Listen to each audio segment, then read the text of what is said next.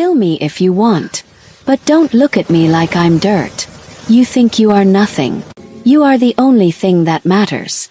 Amina didn't flinch when the cold steel of the barrel pressed against her temple in that rain-slicked alley. She flinched when the man holding it lowered the weapon and pulled her into a kiss that tasted of rain, iron, and a terrifying kind of hope. She knew her life was over the moment she witnessed the transaction she wasn't supposed to see on the neon-lit fringes of Seoul. But it wasn't until she was trapped in the back of a black sedan, staring at the dragon tattoo snaking up her captor's neck, that the truth took hold. He wasn't just a murderer. He wasn't a monster to be escaped.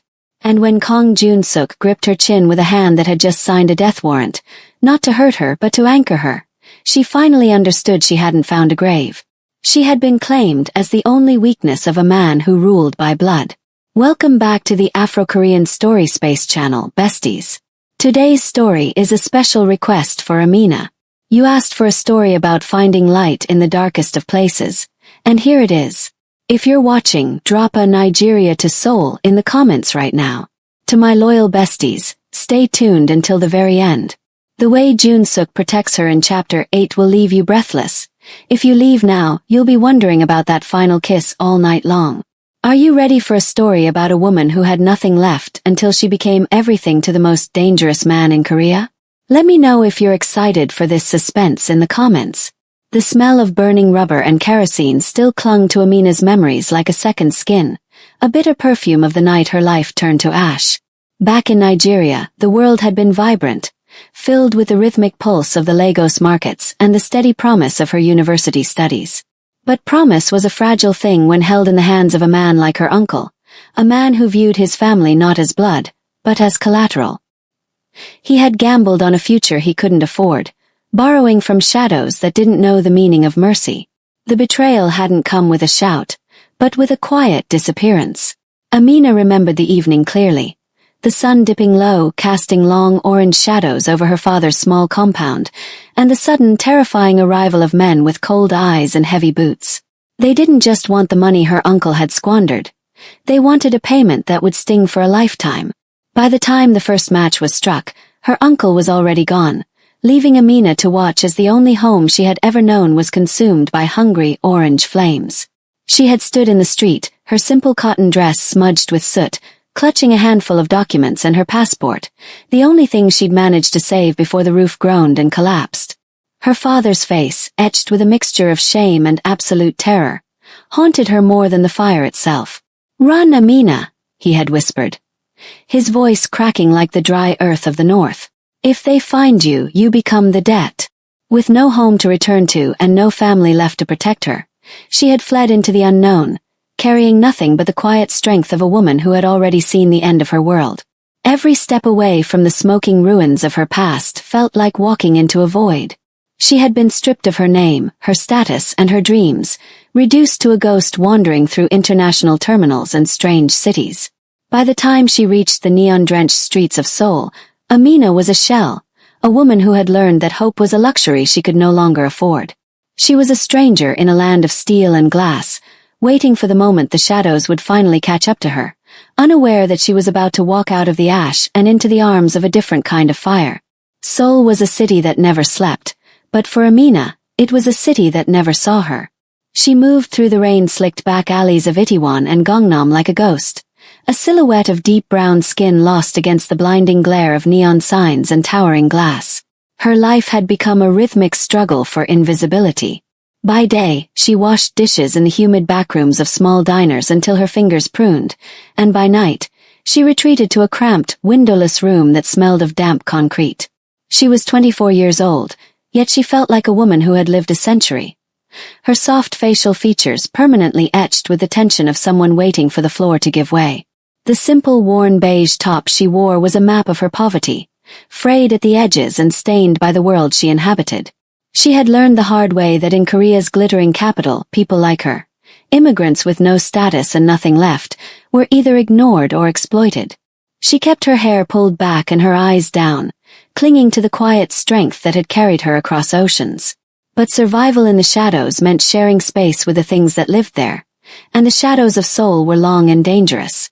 One Tuesday night, the air heavy with the scent of ozone and frying oil, Amina took a shortcut through a narrow corridor between two industrial warehouses to avoid a police patrol. The silence of the alley was suddenly punctured by the low, guttural hum of a luxury engine. She froze, pressing her back against a cold brick wall as a black sedan glided into the space like a predator. 3 men stepped out, their tailored suits sharp enough to cut, but it was the 4th man who stopped the breath in her lungs. He was tall and lean, his hair slicked back with a precision that bordered on lethal. Even from the darkness, she could see the angular, stern lines of his face and the dark tattoo snaking up the side of his neck, a mark of power in a world that didn't follow the law. This was the underworld her father had whispered about back in Nigeria, the kind of dangerous people who didn't negotiate.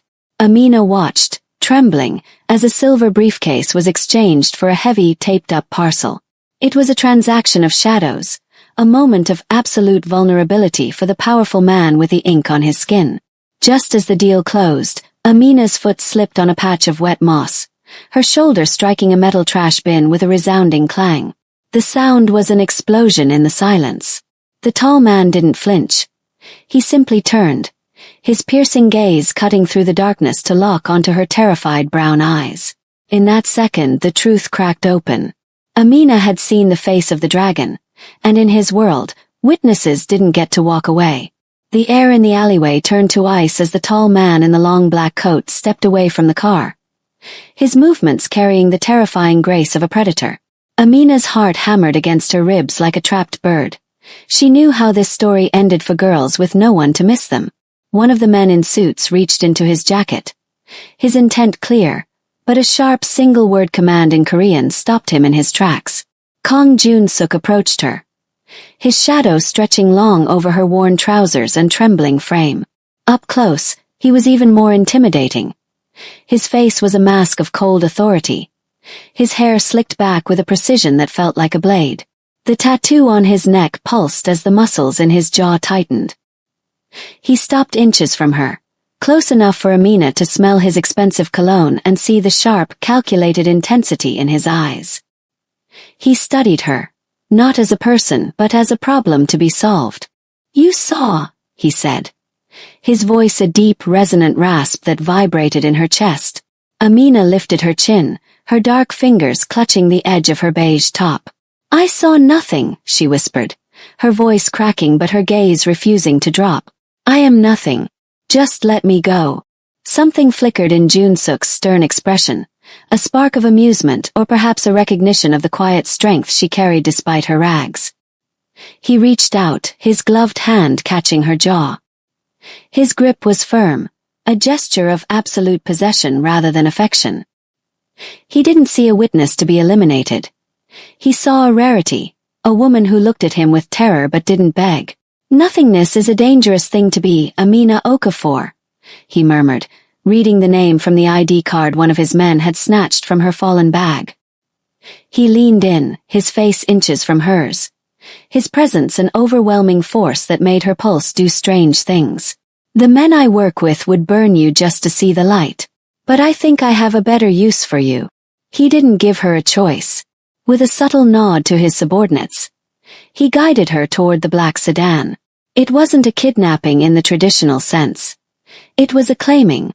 As the car door clicked shut, sealing her into a world of leather, silence, and the scent of danger, Amina realized her life of hiding was over.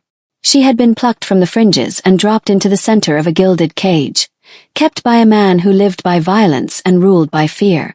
She was no longer a ghost in soul. She was the property of its most dangerous shadow. The penthouse suite was a masterpiece of cold marble and floor-to-ceiling glass, a stark contrast to the damp, windowless room Amina had called home for months. It was a gilded cage that hovered above the glittering lights of Seoul, silent and smelling of expensive cedar. Amina stood by the window, her dark fingers tracing the edge of her worn beige top, feeling like an unwanted smudge on the perfection of Jun-suk's world. She was safe from the police and the shadows of her past, but she was now a guest of the man who controlled those very shadows. Life with Jun-suk was a study in contradictions. Amina watched from the periphery as he navigated his empire with a ruthlessness that made her blood run cold. One afternoon, through the cracked door of his office, she saw him standing over a man who had dared to embezzle from his accounts. Jun-suk didn't shout. He simply stood there, his long black coat making him look like a dark god. His face angular and stern as he delivered a sentence that left the man trembling on the floor. He was a man feared by many, a leader who lived by rules written in blood. Yet, when the doors closed and the soldiers disappeared, a different man emerged in the silence. Amina would find small, quiet gestures of care that he never acknowledged. A tray of jollof rice, prepared by a specialist chef to taste exactly like the markets of Lagos, would appear on her table. A stack of university textbooks, the ones she had lost in the fire, was placed in her room without a word. When she had a nightmare, waking up with a silent scream as the smell of Nigerian kerosene filled her mind, she would find him sitting in the armchair in the corner of her room. His eyes closed, his presence a silent, protective shield against the dark. He never touched her, yet his gaze was heavy with a possession that felt more intimate than a kiss. He was a predator who had chosen her as the only person he allowed close, a man of violence who used that same violence to ensure her peace. Amina found herself caught in a tense sanctuary, leaning into the safety he provided while fearing the man who provided it. She began to realize that while the world saw a monster, she was seeing a man who was softening, however slightly, for her alone. The tension in her shoulders didn't disappear, but it shifted, turning from the fear of a victim into the longing of a woman who was finally being seen. The golden luxury of the penthouse soon revealed its hidden edge, a sharp reminder that safety in a world of violence was merely a different kind of peril. Amina began to notice the shift in the atmosphere, the way Jun-suk's men looked at her not with indifference, but with a calculating hunger, as if she were a vital piece of a game they were desperate to win.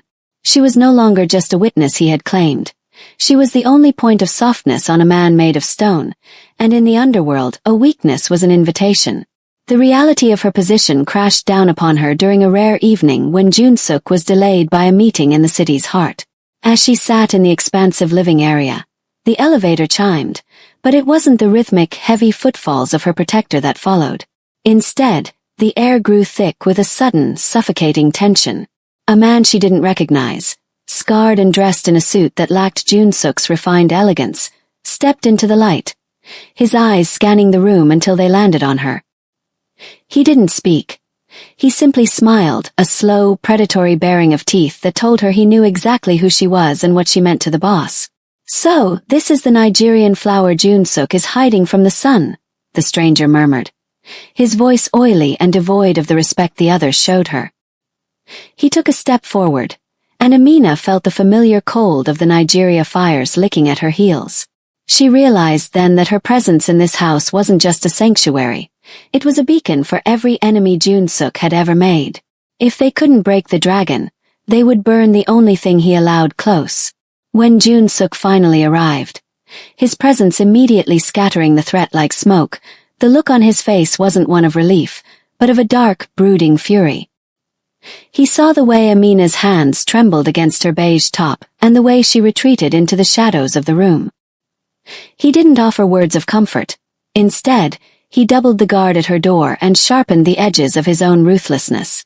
Amina looked out at the Seoul skyline, realizing that the gilded cage was now a fortress, and the price of his protection was being the ultimate prize in a war she never asked to fight. Amina stood before the massive, gold-framed mirror in the master suite, staring at the woman looking back at her. The glass was flawless, unlike the cracked, salt-stained hand mirrors she had used in Nigeria, but the clarity felt like an indictment. She was no longer the girl who had arrived in Seoul with ash under her fingernails and desperation in her stride. Her deep brown skin, once dull from exhaustion and the harsh sun of Lagos, now glowed under the soft recessed lighting of the penthouse. She reached up to touch her hair, which was no longer messy from a long, difficult day but styled with a precision that matched the room's cold elegance. She was still wearing the simple beige top and plain trousers, the last remnants of her life of struggle, but they looked out of place against the backdrop of silk sheets and marble floors. She realized she was a stranger to herself. The quiet strength she had always carried was still there, but it was being forged into something sharper, something more resilient, shaped by the weight of Jun-suk's world. The reflection showed a woman who was no longer just surviving. She was being refined into a consort for a king of the underworld. She saw the way her posture had changed, The tense, emotional curve of her shoulders had straightened into a defensive line. She was becoming a part of the gilded cage, a creature of the shadows she once feared. The pain, betrayal, and loss that had defined her were now the foundation of a new identity she didn't yet recognize. In the mirror's edge, she saw the ghost of the girl from the markets, the one who dreamt of university and a simple life. That girl was dying, replaced by the woman who waited for a man with a dragon on his neck. Amina realized that the luxury surrounding her wasn't a gift. It was a transformation. She was being polished like a diamond, but diamonds were only created under immense, crushing pressure. As she traced a finger over the smooth glass, she wondered if she was becoming the very thing she used to run from, a person defined by the power of others. She wasn't just Jun-suk's only person anymore. She was becoming his reflection, a silent partner in a world where mercy was a myth and survival was the only law. The silence of the penthouse was different tonight. It wasn't the heavy, suffocating quiet of a prison, but the expectant hush of a sanctuary. Amina sat on the edge of the plush velvet sofa, her eyes drawn once again to Jun-suk as he discarded his long black coat. In the soft amber glow of the living room, he looked less like a distant god of the underworld and more like a man burdened by the weight of his own empire. He loosened his tie, and as he turned, the light caught the intricate ink on his neck, the scales of the dragon snaking upward, disappearing beneath his hairline. "You've been staring at it for weeks," Jun-suk said, his voice a low rumble that didn't carry its usual edge of command. He sat in the chair opposite her, the distance between them feeling smaller than it ever had before. Amina didn't look away this time. "In my home, we say that a person's skin tells the story of where they have been. I look at yours and I see a war." Jun-suk reached up, his fingers tracing the dark lines of the tattoo. "This wasn't a choice. It was a brand. In the beginning it was to show who I belong to. Now it shows who belongs to me." He leaned forward, the sharp angles of his face softening in the shadows. "People see the dragon and they run. They think it's a symbol of power. They don't realize it's actually a map of every scar I've had to cover up." Amina felt a sudden, sharp pang of recognition. She looked down at her own hands, the hands that had clutched her passport while her home burned, the hands that had scrubbed floors in the dark to stay alive. "I don't have ink," she whispered, "but I am covered in maps too. My scars are just on the inside.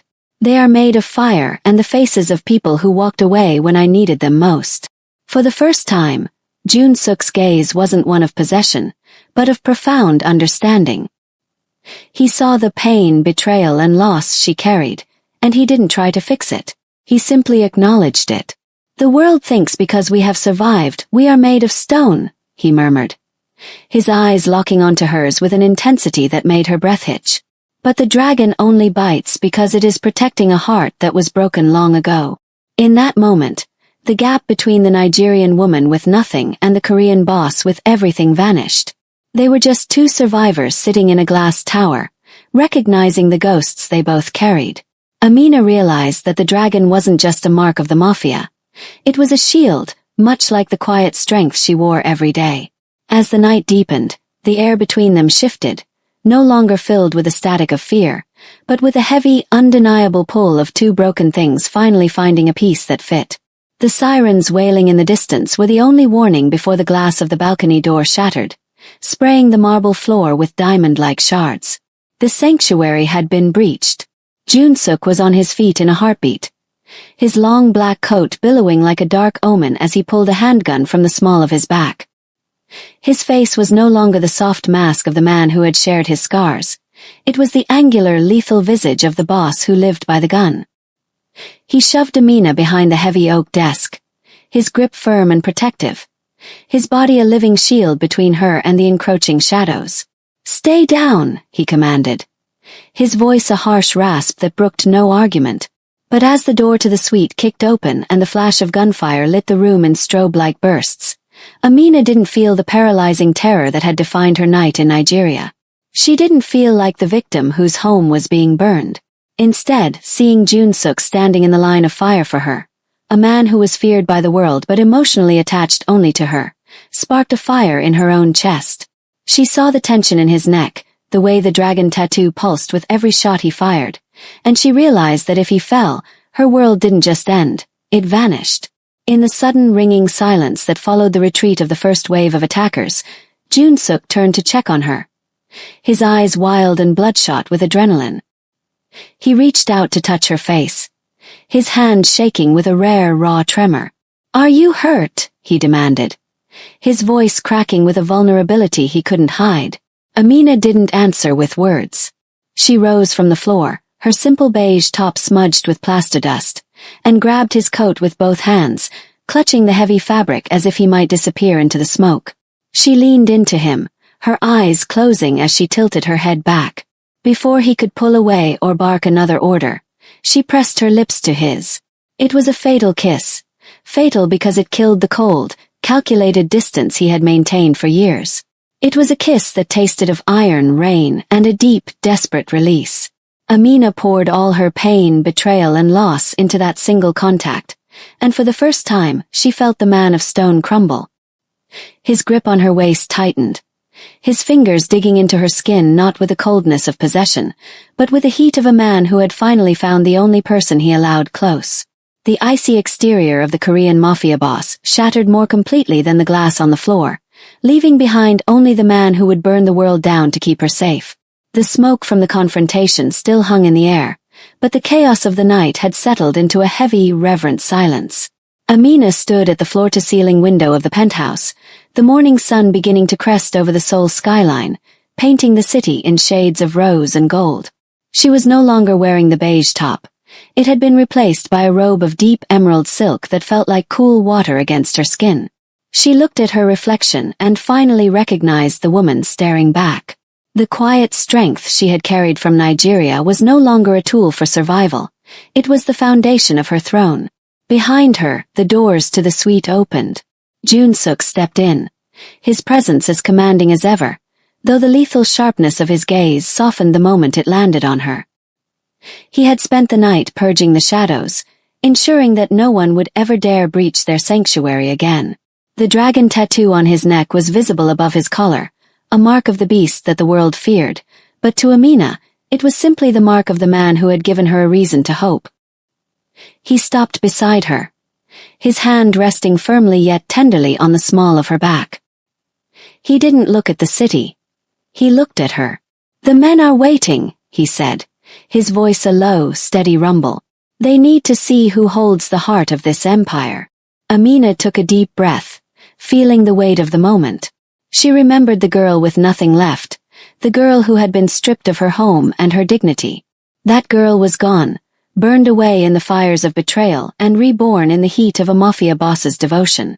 She wasn't his captive, his witness, or his nothing anymore. She was his equal, the one person allowed behind the mask of the dragon. "Let them wait," she murmured, leaning her head against his shoulder for a brief, private second. "Let them see that I am not just someone you protected. I am the reason you fight." As they walked toward the doors together, Amina realized her journey from nothing to everything was complete. She stepped out into the hallway where his generals and soldiers stood in a disciplined line, their heads bowing in unison as